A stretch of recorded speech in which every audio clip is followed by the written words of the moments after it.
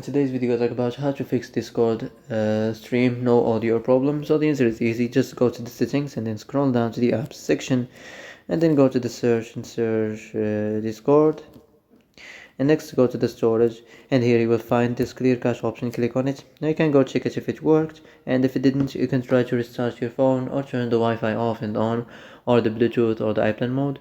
Also you can try to clear data, but be careful. If you clear data, all the Discord's data will be deleted. This includes all files, the settings, the accounts, the databases, etc. So be careful if you want to clear your data.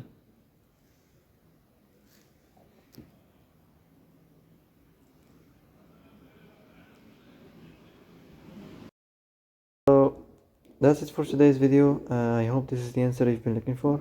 If you like this video, don't forget to like and subscribe, and see you in the next video.